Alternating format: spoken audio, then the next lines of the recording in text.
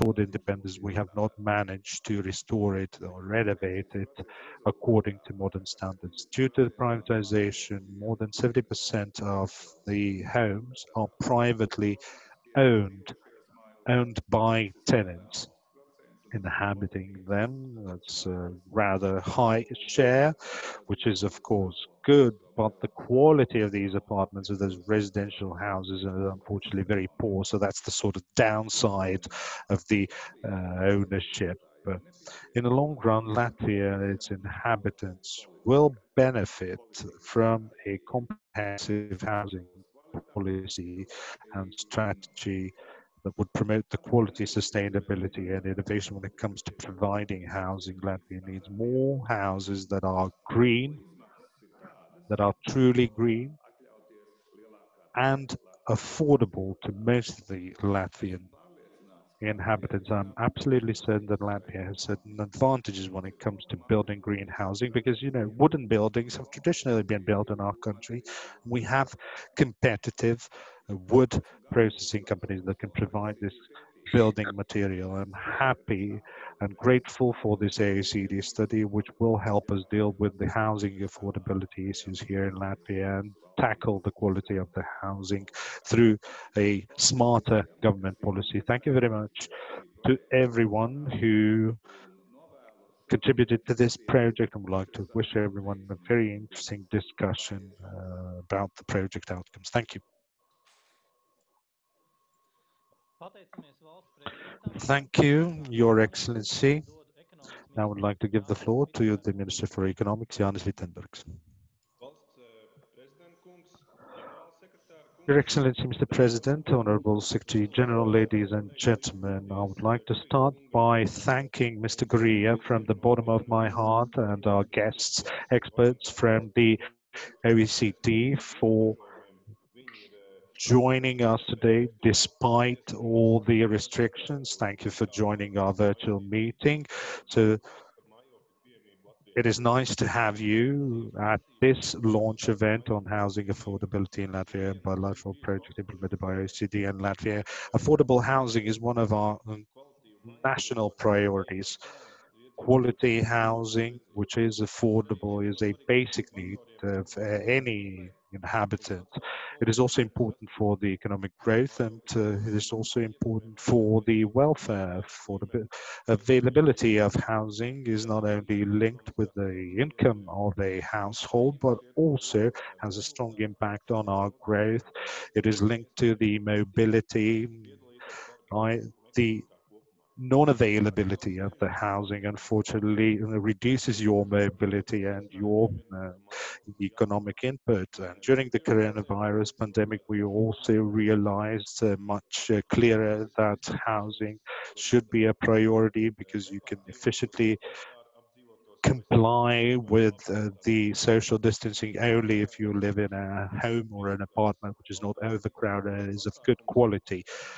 This is again one of the action plan priorities for our government, and this is also a good example of where the OECD expertise can come in and contribute or complement the national policy that we need to start working almost right away to have the proper housing affordability strategy. Would like to also encourage everyone to use the unique opportunity of asking questions to the OECD experts on the housing affordability after the presentation of the project. We'd like to conclude by once again thanking Mr. Gurría and his excellent team of experts for a comprehensive study on the housing affordability in Latvia, and thank you for the recommendations. Thank you all also for joining us and for joining us at the launch event. Thank you.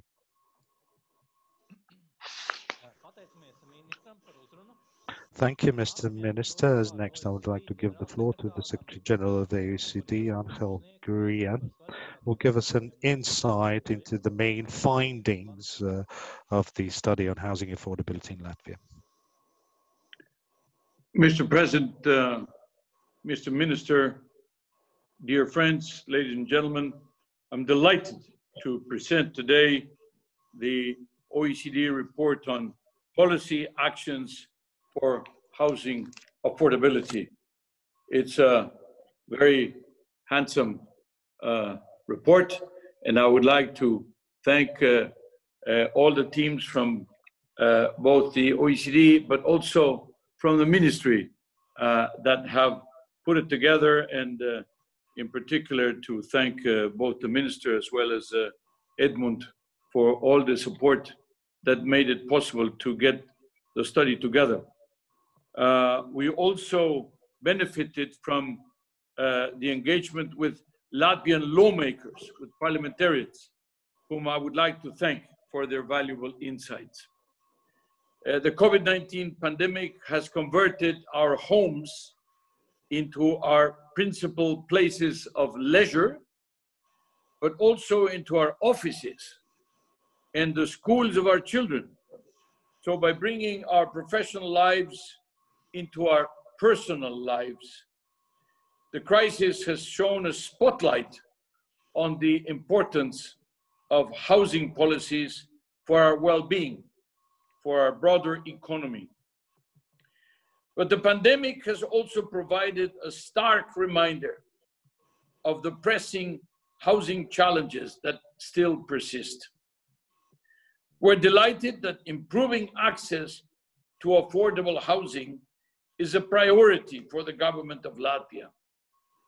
In recent decades, Latvia has made impressive progress towards improving housing quality and affordability. Since 2005, the share of people living in poor quality housing has dropped from 40% to 24%. Now, Latvia has seen a similar drop in the share of households that are overburdened by housing costs. Also, fewer households report falling behind on their mortgage or their rental payments compared to previous years. Despite this important progress, challenges remain. Let me outline 3 of these challenges that our study is highlighting. First, Latvia faces a persistent housing quality gap. Despite the progress, over a third of Latvians' households live in overcrowded dwellings. This is the largest share among OECD countries. Additionally, around 1/4 of poor households live in dwellings without an indoor flushing toilet, compared to only 7% in the case of the OECD on average. That is due in part to residential investment levels that have stagnated since 2008. Today, they are around 2% of GDP, compared to the OECD average of around 5%. So about 2.5 times more investment in housing. To face these challenges, our report recommends setting up a revolving fund, drawing on the experiences of Denmark and the Slovak Republic. This fund could draw on public and private resources, as well as EU structural funds, to support investment in renovation and new affordable housing development. A technical assessment of the state of the housing stock should guide investments. This is key to understanding the maintenance, the renovation, the energy efficiency needs, as well as the level of investment that is required to upgrade the quality of the housing. The assessment, this study, this assessment and its results can prepare the ground for an environmentally sustainable, affordable housing refurbishment program. So you have the data, then you can go into the diagnosis, and then you work on the what I would call the affordable housing refurbishment program, also sustainable housing program, and we already have experiences like this. We have something in the Slovak Republic that also is a very good experience that can be used. Now, second, Latvia's housing market offers few affordable choices to the families, to the households. Latvia is a nation of homeowners. The formal rental market is practically non-existent. The country has one of the smallest social housing stocks among OECD countries. It's less than 2% of the total housing stock, compared to about 7%, so three and a half times more as a proportion of the economy of each of the OECD countries. Many people are stuck in poor quality housing because they cannot afford to move to a better home or to upgrade their current dwelling. This not only threatens well-being, but also a barrier to labor mobility, and it reduces opportunities to make a match between the workers and the jobs. To tackle this challenge, Latvia needs to give people more housing choices, more options. Our study recommends ways to expand the affordable rental market, for example, by pursuing regulatory reforms in the private rental market, diversifying the offer of housing providers, in addition to boosting labor mobility. A more attractive, more affordable rental market can help support the economic recovery after the crisis, the post-COVID recovery. Lessons can be drawn from Austria and Germany, both with nearly a century of experience in this area. The third challenge concerns current public support for housing, which continues to exclude, to leave out many people. Around 44%, so almost half of the Latvian households, are ineligible. That means they do not have access to housing support and cannot reasonably afford a mortgage to buy a home. So on the one side, they don't get support. On the other hand, they are kind of they cannot pay a regular mortgage. So you basically are squeezed in the middle. We call it precisely the missing middle. The ones that, this 44%, that are too high income for support and too poor for mortgage. They span much of Latvia's income distribution, yet are mostly made up of lower, middle, and middle income households, as well as the elderly and the single parents households.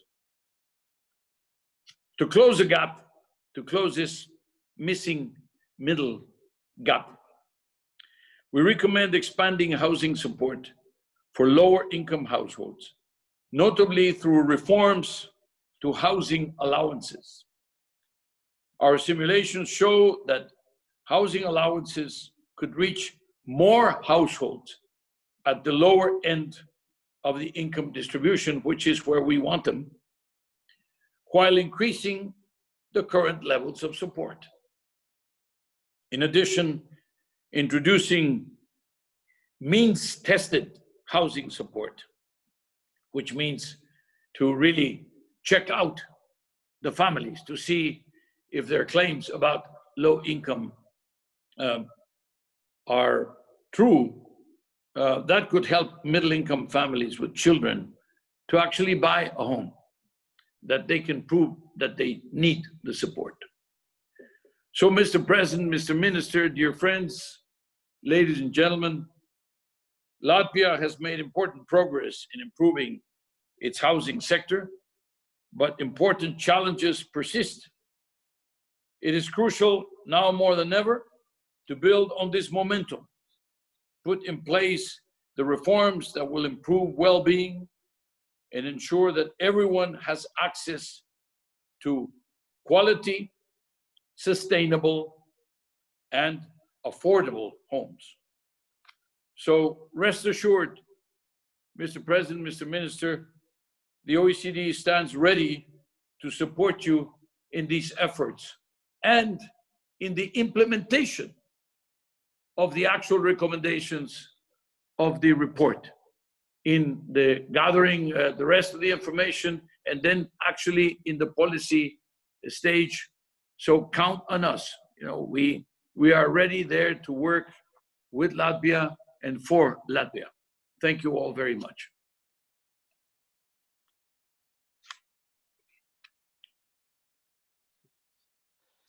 Pateicamies ģenerālsekretāram par sniegto ieskatu. Tagad ir laiks preses pārstāvju jautājumiem Latvijas amatpersonām un OECD ģenerālsekretāram. Thank you, Secretary General. Now open the floor for questions. If you want to ask the question, please also raise the virtual hand and introduce yourself. Also mention the media you represented to whom you would like to address the question.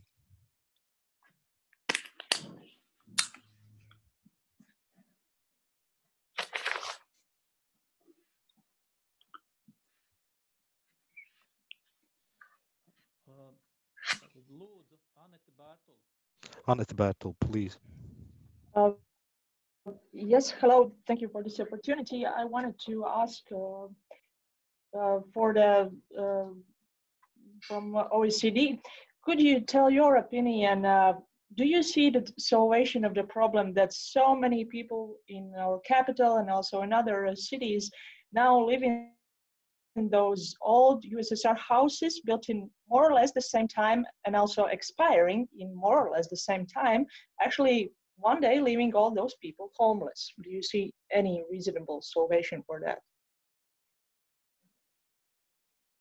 This is part of the problem. It's not the only problem, and certainly not, I would say, the largest expression of the problem. But what we have is, with the transition, you know, the transition is still only effectively 30 years old. You know, you are having a number of avenues which you are moving into a socially sensitive, socially responsible, but market-based economy, and then getting competitiveness. Also, you are repositories of knowledge, you're repositories of talent, you have good institutions, and therefore the question is, how do you transform the whole of the Latvian economy into a more modern economy? Part of that is the housing. And the question is, it should not be surprising that people in a place where you have high density housing, where people have a lot of vicinities and are very close to each other, that people want to move out, and that you are using every possible infrastructure that there is, including some housing that may be quite old and eventually may become dysfunctional, even sometimes dangerous.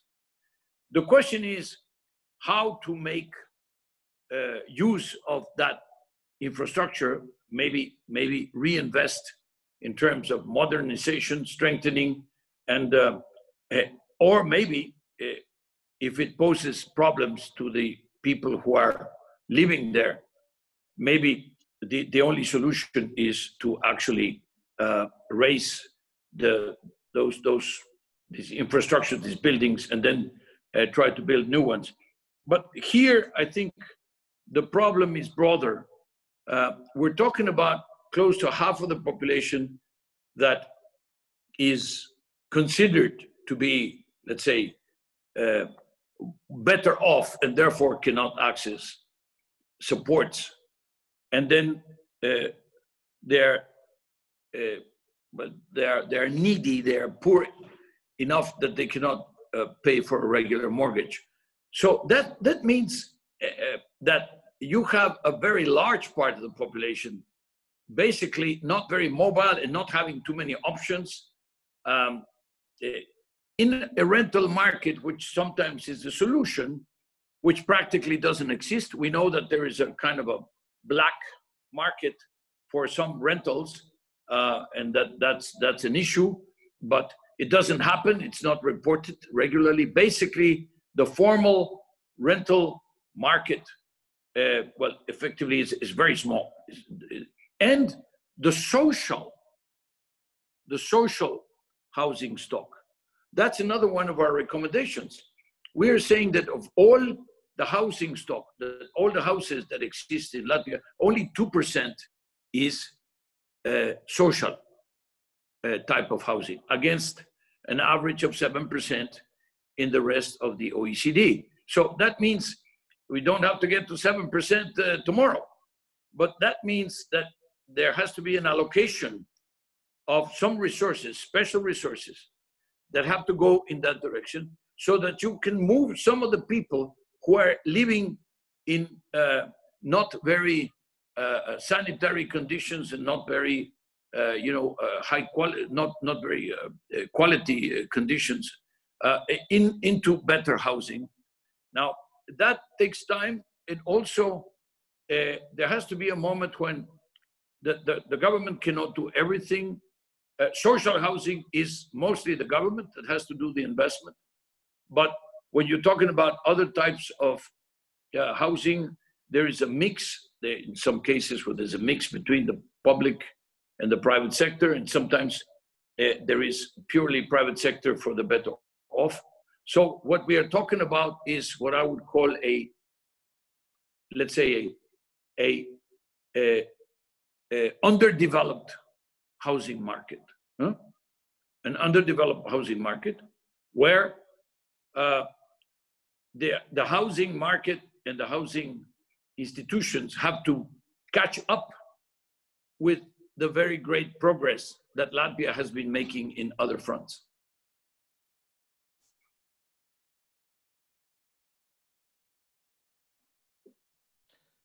Paldies. Roku bija pacēlusi Ilze. Thank you. Ilze Zālīte has raised hand. Do you have a question? Yes, I did raise the hand, but my question was already answered by Mr. Gurría. So thank you. Paldies. Vai mēdījiem ir vēl kādi jautājumi? Thank you. Are there any other questions from mass media?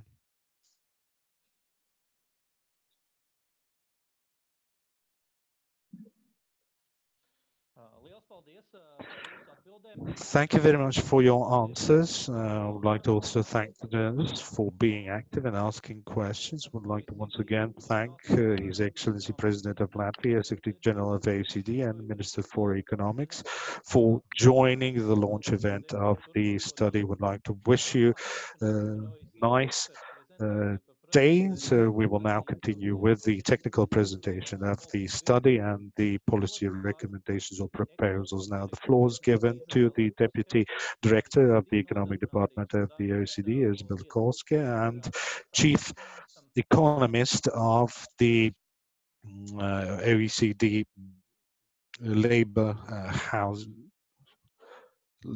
Social Affairs Department, Vilems Adema. Thank you. Let me quickly share my screen so that you can actually see the presentation.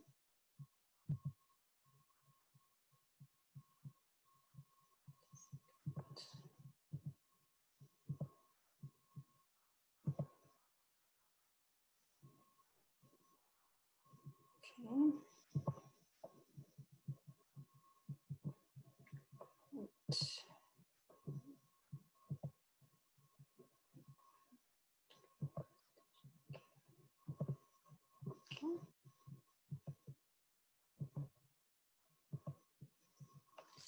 Can you all see it, Edmunds?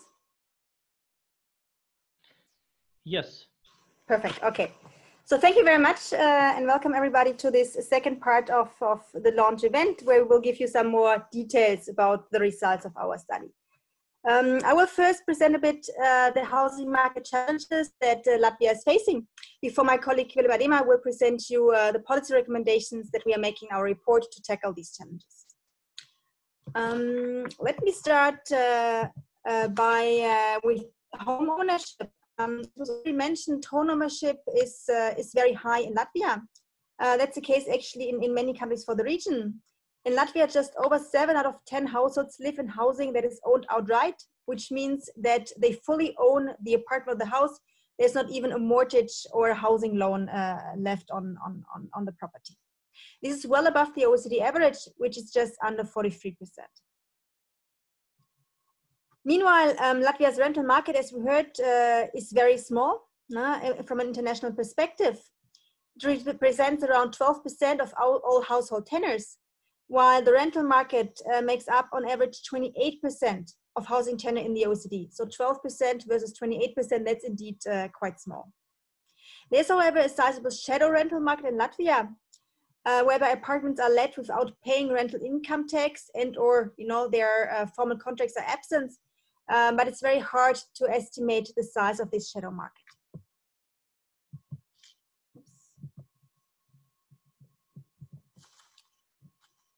On average, Latvian households do not spend a lot on housing costs. You can see here that spending on housing and utilities makes up about 21% of final consumption in Latvia. This is below the OECD average of 23%. Also, very few households in Latvia are overburdened by housing costs. Overburdened here means that they would spend more than 40% of their disposable income on housing. When you look at 2018, that's what's shown in the chart, you can see that less than 1% of the total Latvian population spend more than 40% of their disposable income on mortgage or rent. This is far below the OECD average across Europe, which is 4%. The Latvian overburden rate increases once other housing expenditures are also taken into account, for instance, expenditures on maintenance and repair, taxes, or expenditure on utilities. But still, the share remains lower than the OECD Europe average. In 2018, 7.5% of all Latvian households were overburdened on total housing costs, compared to an OECD Europe average of 11.8%. But low spending on housing masks, in fact, another challenge: poor housing quality. We already talked a bit about it. Latvian households are more likely to live in housing that lacks basic facilities. For instance, there is no indoor flushing toilet for the sole use of the household, relative to what we see in other OECD and European countries. Housing quality is especially a challenge for low-income households. Over a quarter of poor Latvian households lack basic facilities. This is the third largest share in the OECD, only following Mexico and Lithuania.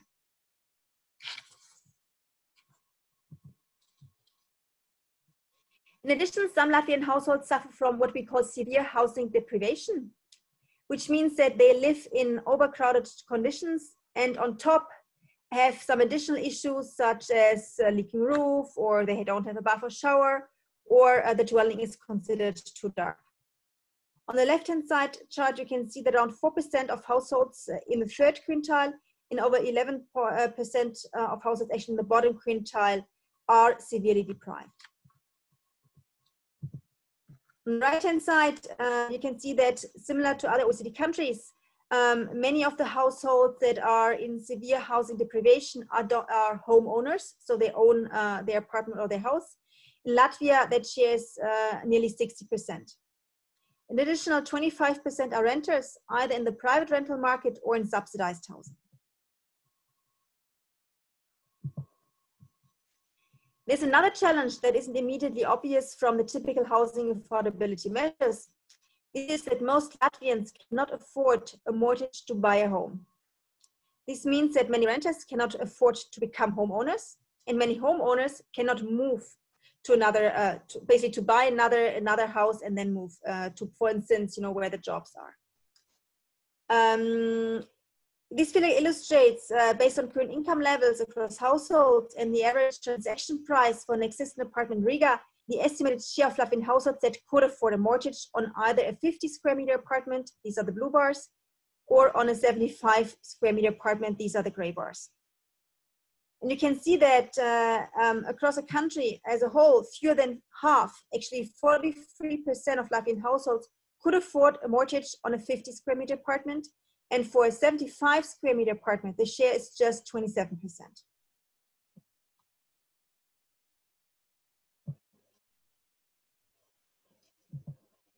This chart shows actually the results of a simulation that was done as part of our study.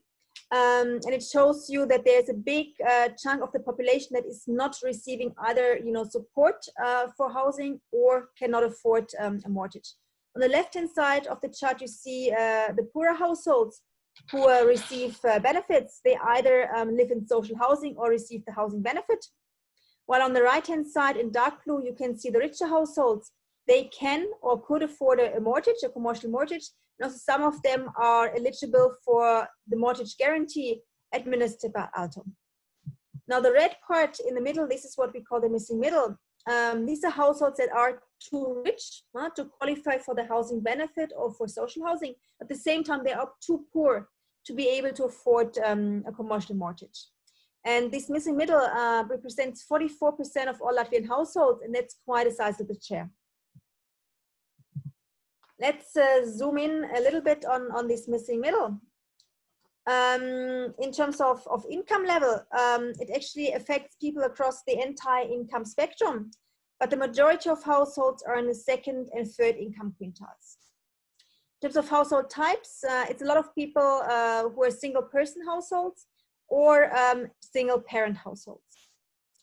In terms of tenures, it affects many renters in the private market, as well as a large share of homeowners. In terms of age, over half of all people aged 65 or older are in the missing middle, and around a third of the people aged 30 to 64. So you can see that actually the profile of these people is quite diverse, and it really affects a quite big share of the population. Now let me hand over to my colleague Vilems Adema from the Directorate for Social Employment and Labor Affairs, who will talk a bit about the possible solutions to tackle these challenges. Right. I will now start the wonders of modern technology and see whether I can get them to work.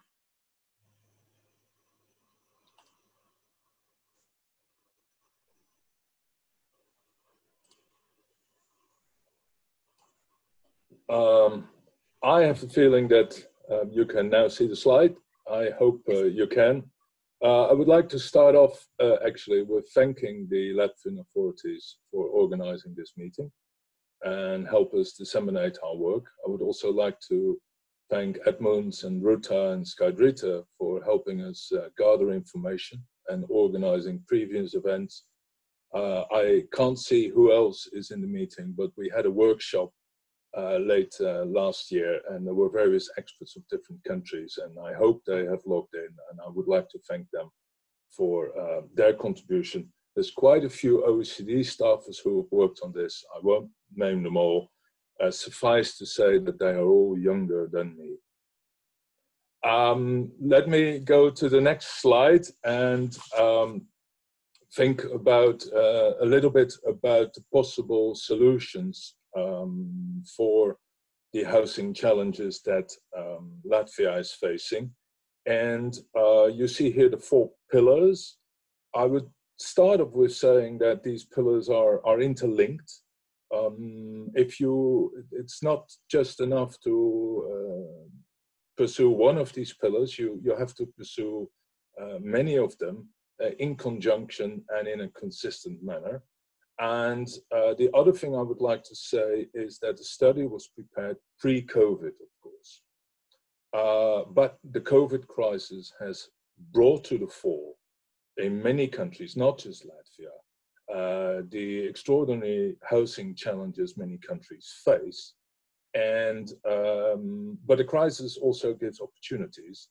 And hopefully our suggestions for reform can be brought into a COVID-19 recovery structure plan, which the Latvian authorities no doubt are preparing. And hopefully we can be useful in that regard too. Let me say a few things about each of the 4 pillars. First of all, was already alluded to by the Secretary General. It is key that you have information on the needs. You actually have to build an information base on basis of which you can decide what your priorities are. There are quality issues. Now, the main question is how many households does this affect? The other big question is how many households in Latvia are renting informally? What exactly are the preferences of households? Those are the types of questions which can be addressed in a survey, which various countries across the OECD are holding every 2 or 4 years, or sometimes a longer interval to reduce the cost.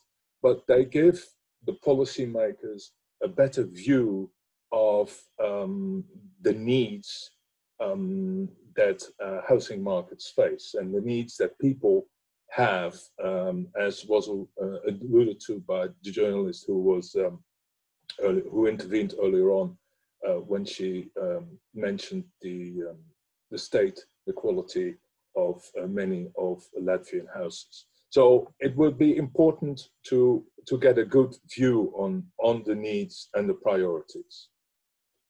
Then the other thing is, of course, as ever, how do we solve these needs and who pays for them? And in this regard, OECD countries have very different housing histories. Countries have pursued different paths in terms of whether they develop a non-profit housing sector, whether they have a large social housing sector or a very small one like Latvia. But there are elements, there are parts of these different housing histories which you can use for your benefit in developing future plans. And one experience which is important in different ways is to set up a revolving fund which provides loans of long duration, and then we're talking about 40, 50 years, to individuals or local governments or housing associations, and to be financed by low interest rate, government guarantees interest rate, or a mix of those with private sector rents, and finance the development of new housing.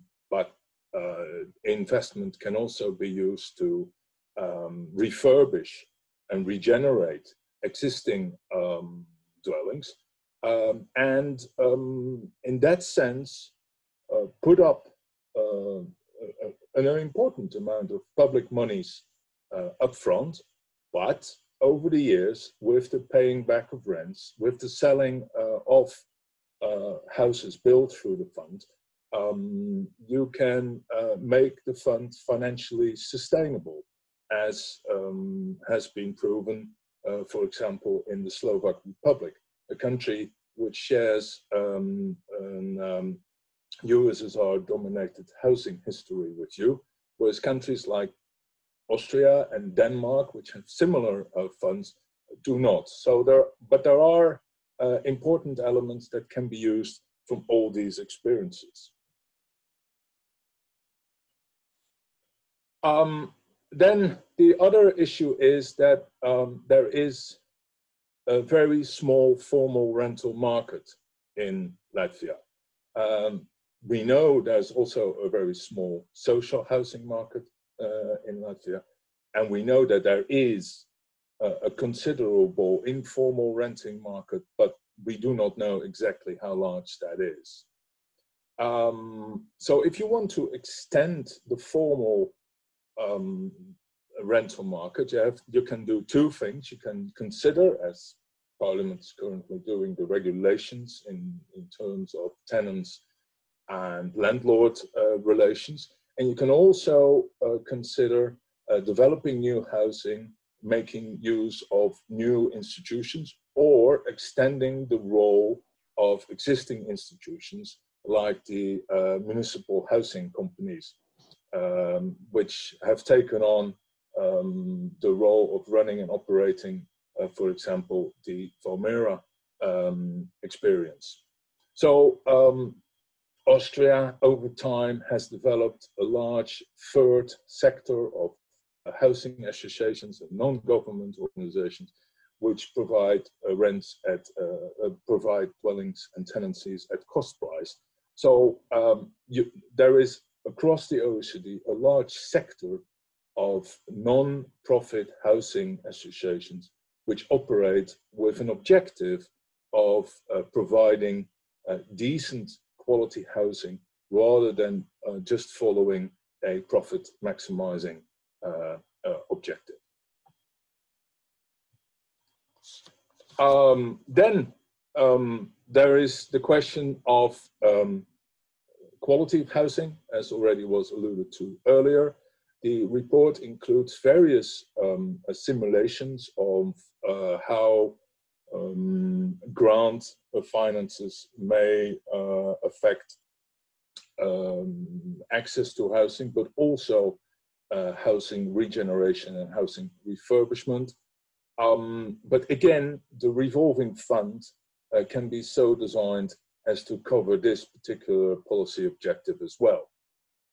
Then, as Izabella has illustrated, there is a considerable missing middle in Latvia, and there are options to increase access to support for very low income populations, and our simulations show that making use of earnings disregards in the delivery of housing benefits could significantly extend the coverage of support and also raise the payment rate levels.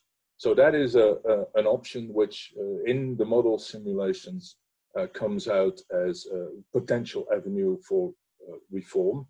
At the other end of the spectrum is the access to mortgage guarantees and mortgage support.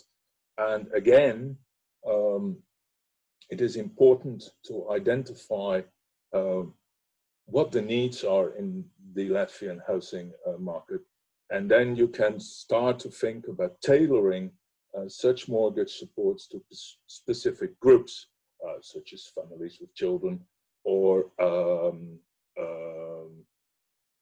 single parents or otherwise. Those are 4 pillars of support. As you can see here, there's the reference to the website where you can find the report. I would like to thank Edmunds again for organizing this meeting, and I would be happy to take questions, as I'm sure Izabella will be too. Thank you.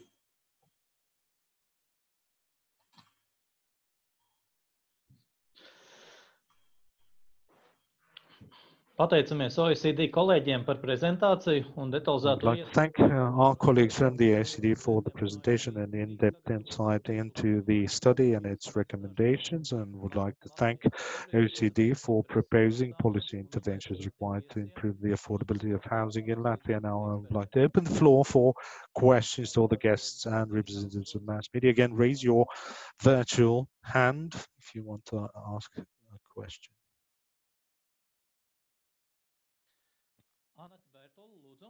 Annette Bertel, please. Yeah, thanks. I will ask for Mr. Adams. Sorry, just checking the settings so I hear myself. So, you know, of course, there's never enough money for big reforms. And which direction would you point? Which would be the best way so that we shouldn't, as a country, as a government, invest very much money in this solution? You can still reach some important changes just by the change of policy? Is there anything like that at all? Thanks.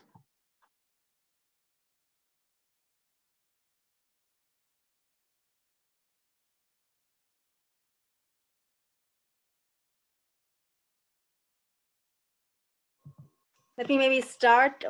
Edmunds, you was first want to collect question, but I think this actually is so far the only one, right? So maybe we directly answer, or okay. So maybe let me start, and then Willem and Marissa can complement. Obviously, you know, many of the suggested policies would cost some money, right? I mean, actually, we have some calculations in the report to also assessing a bit the fiscal costs. At the same time, not all of them are very expensive. For instance, if you look at the revolving fund, if you look at how other countries are doing it over time, you know, this revolving fund will also to some extent, you know, finance itself. That's the idea, but of course this will take time, and there will have to be an initial investment. Similar other things that we're suggesting, for instance, like reforming, you know, tenant-landlord relations. This is something that would not cost anything because it's just, you know, basically a regulatory reform. This could be implemented very cheaply. So there are actually some things that could be very cheap wins in this sense. At the same time, let me stress that obviously in the current, you know, macroeconomic context, we as the OECD also think that there actually some need, you know, for investment. Also, you know, from a macroeconomic perspective to stimulate, you know, the economy and put it back, you know, on a path to recovery. And, you know, some of these housing measures could also be seen, you know, under this angle, and could be seen as kind of a COVID, you know, crisis-related package. In this sense, actually, some of the measures would be very timely now. But I think on the precise measures, Marissa and Willem can add a bit more.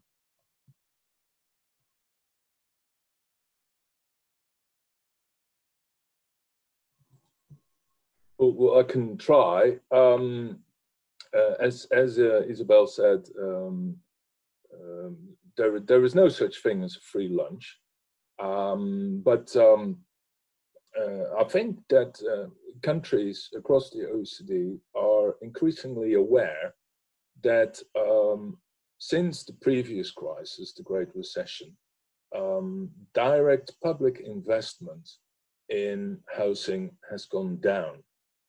And I think the COVID crisis has brought to the fore that the issue of housing quality is an important one, and that there is a role for public investment as such.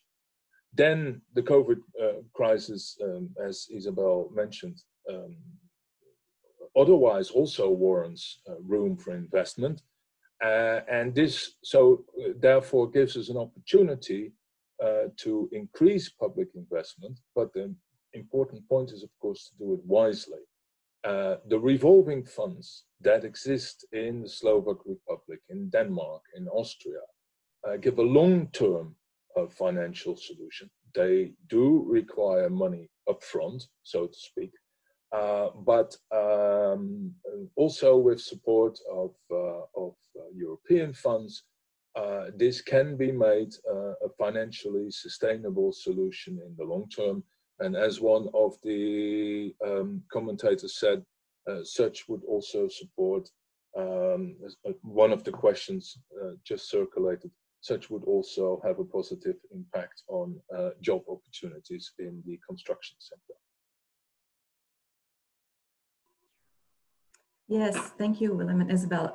I would just add one other point that might be of interest, which is in the report towards the very end, we have done some simulations where we look at how much could different types of policy measures, how much could they cost, how many people could they reach, which people could they reach, and it's true, nothing is free, but I think this could be of interest to look at. On the one hand, we look at, for instance, grants or loans that are supplied to homeowners, sorry, not homeowners, to Latvian residents. And we also look at, as it was mentioned, what could be the possible impacts of reforms to the housing benefit scheme that exists already. So how much could that cost? But Also, who could that reach? How could it benefit people? And in what way could that be done? So I think those may be of particular interest to you in looking at this financial issue.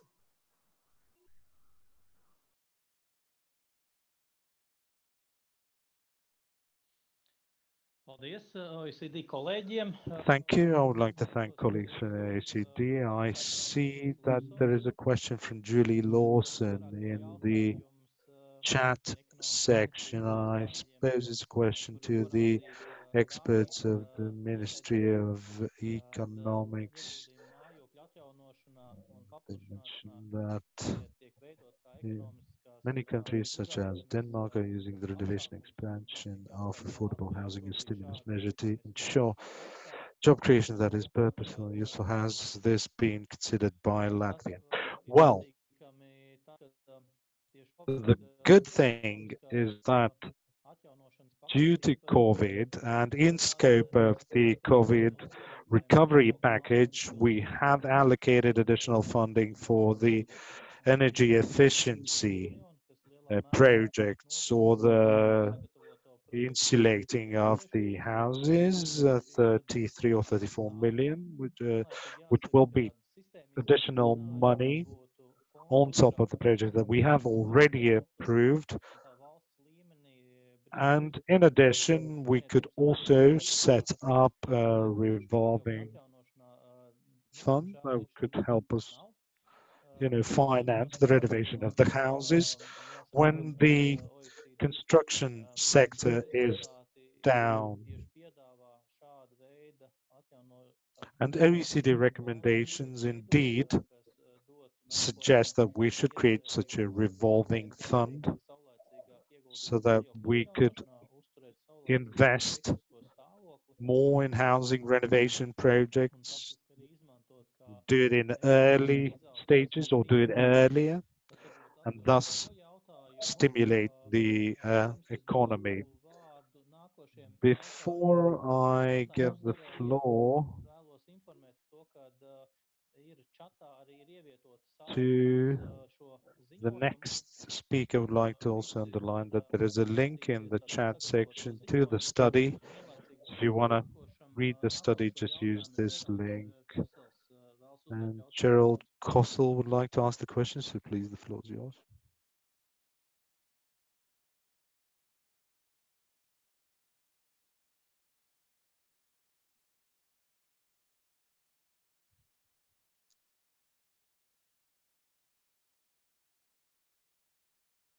Oh, can you hear me now? Yes. Oh, sorry. Yeah. So I'm Daryl Castle from the Austrian Federation of Housing Associations, and my question will be about the actors. Is there any recommendation in terms of the actors from the OECD, coming from the Austrian sort of background?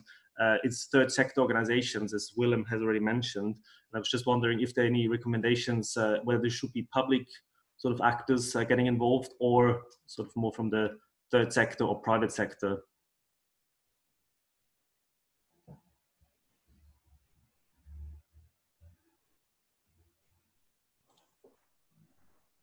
Gerald, let me take that one with your permission, Edmunds. We haven't specified to what extent the role of housing provision should be done by existing actors within the public sector, such as the local municipal housing corporations, who can take on additional responsibilities, bring in or develop housing associations, or develop housing corporations of members who live in the dwelling.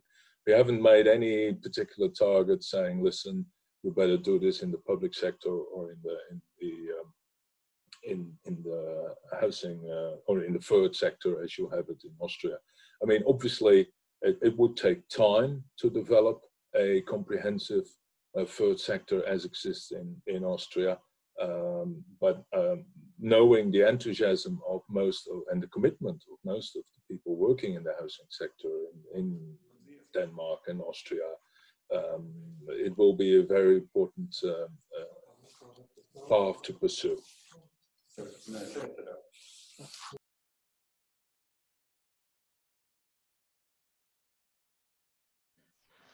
Paldies. Nākošā uz jautājumu pieteikta. Thank you. Anna Battle has raised her hand again, so please, the floor is yours.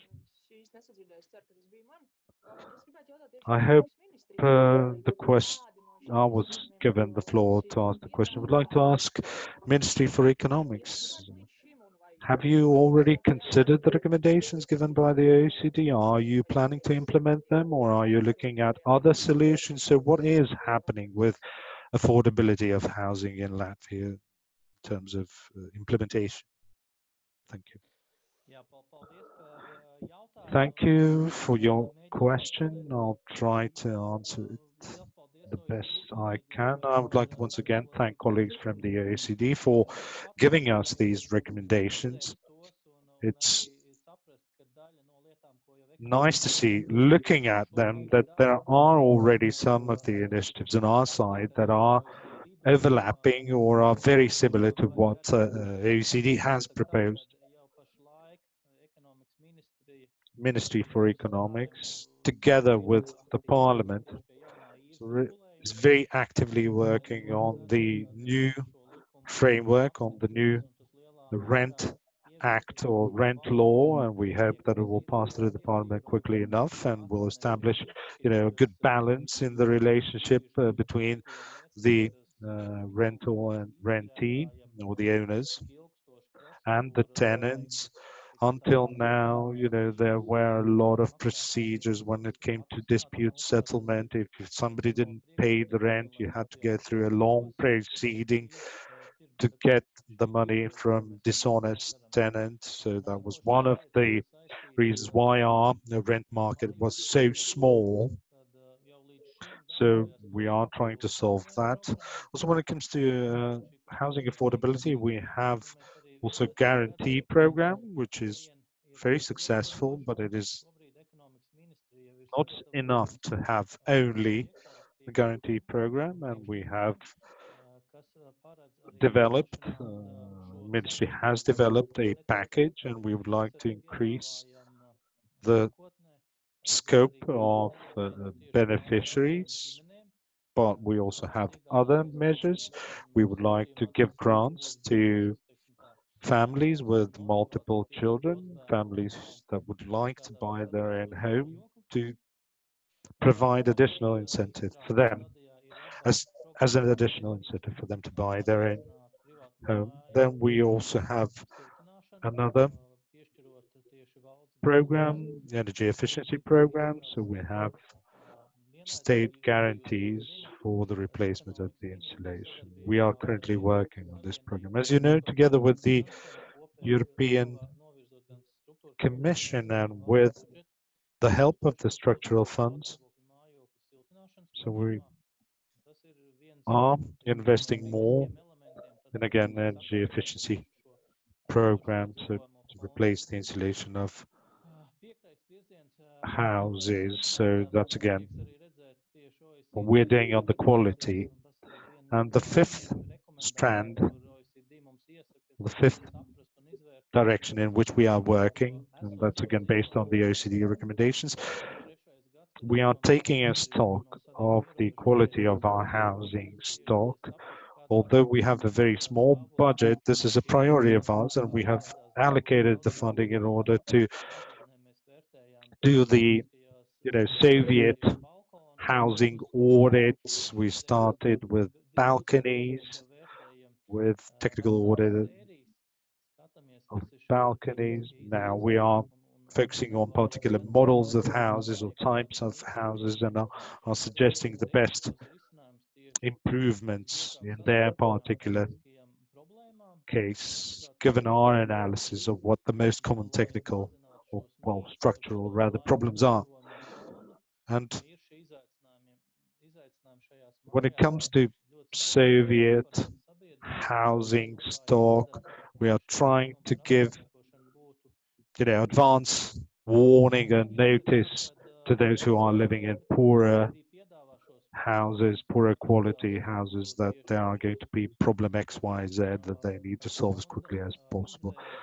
On top of that, we are also considering the revolving fund that could finance renovation could finance purchase of new homes, construction of new homes, and we would have housing associations, well, non-profit associations. So these are new ideas that haven't been considered until now in Latvia.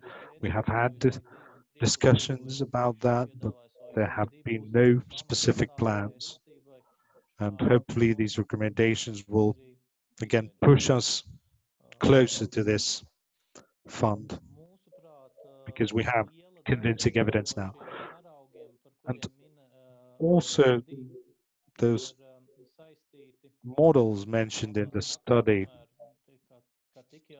those models are based on best practices that come from Denmark, Austria, Slovakia.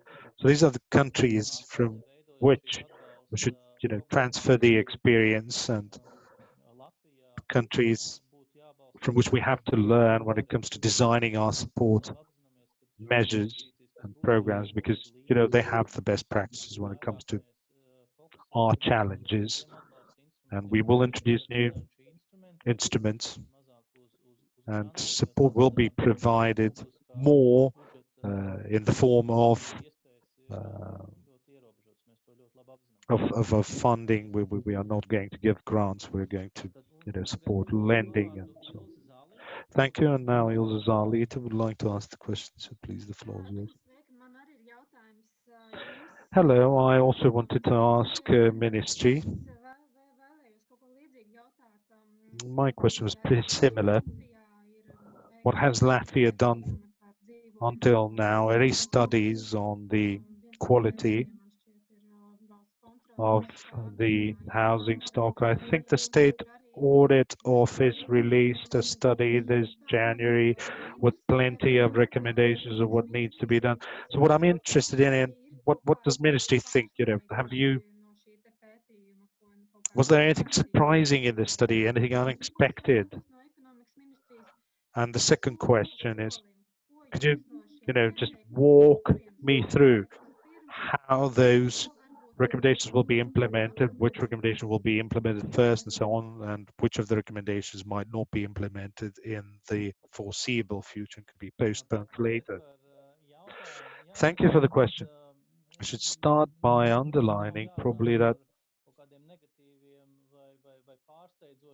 there were no sort of negative findings or surprising findings, and I would like to once again thank the colleagues from OECD, because the information and data that they compiled and collected over a period of 12 months and carefully analyzed, all this data about the availability of housing and the analysis of the households, and all that data was new for us. So we didn't have that kind of data in the Ministry, and this data will become the basis for next steps. As far as next steps are concerned, I already mentioned what we are doing now, so we are going to continue those. But it is obvious that next steps will be as follows, and there are three main steps. So based on the data collected by OECD, we will work on the government housing affordability and availability strategy, again, based on the recommendations of the OECD. And then as we plan our midterm budget, the government will have to consider, and we will propose that in the government, we will propose setting up of a revolving fund, either for renovation or funding of new housing. And we will deliver these proposals to the government. It is absolutely crucial for us to make these next steps, because currently the housing guarantee program is, rolled out quite successfully. It helps a lot of households. But the problem indicated by the OECD, the problem of this middle, missing middle, who neither qualify for benefits nor can access loans. They are not supported in any way currently. So we need to find the right or tailored instruments for them so that we could also solve along the way the employment problem in some of the regions. So availability of housing is again very closely linked with the mobility, with the way we manage our human capital. So we should move the people where there are better wages and better jobs, but the housing is not there currently.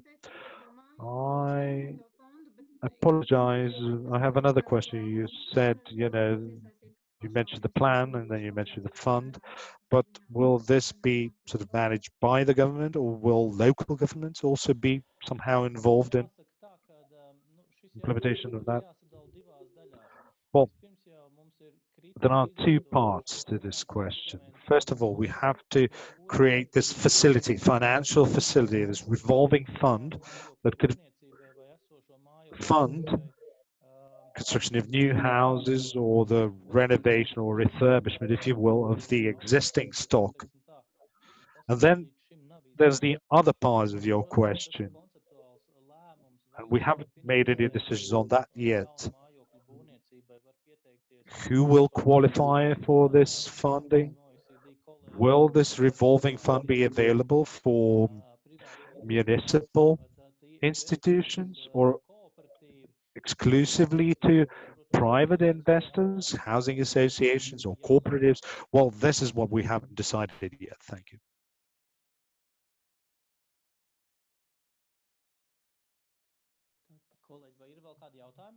Colleagues, are there any other questions?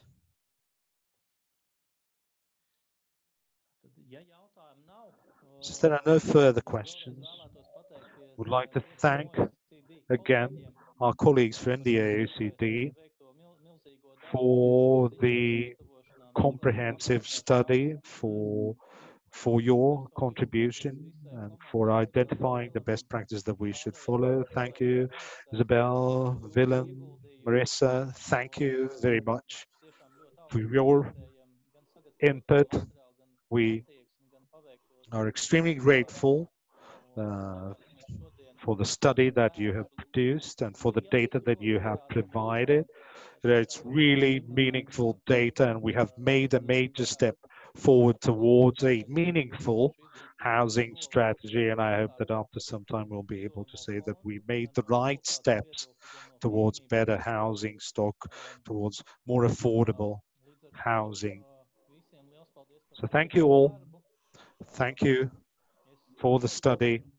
Thank you for your personal input. And I hope, and I was happy to hear Secretary General saying that he's ready to continue supporting Latvia in the next phases, in the implementation phase, so we could come up with a real strategy that we can implement. So this is not the end of this project. This is only the end of today's presentation of the study, but we'll keep working. And thank you for your questions and enjoy. Have a nice day. Thank you, Edmunds. Let me also thank you again, and also Ruta Laskosa for all your support during the preparation of the report. You helped a lot in gathering data, facilitating meetings with various experts back in Latvia, and also, organizing workshops, and of course today's launch. At the same time, let me also thank the delegation of Latvia to the OECD here in Paris. In particular, Skadit Slavinska and of course Ambassador Ivita Bomisto. They were also of enormous help, during the study, facilitating exchanges with you back in Riga. And of course, let me thank the entire OECD team who put a lot of effort into this report. And I think, hearing, Edmund's words that, the study is appreciated. I think this is nice, really, also for the team. In particular, let me thank Marissa Plois, Filippo Cavassini, and of course also Vilems Adema for all the work they put into this. Labi, liels paldies par šiem. Thank you all. Thank you for the kind Words, Isabel. This concludes our event. Thank you all.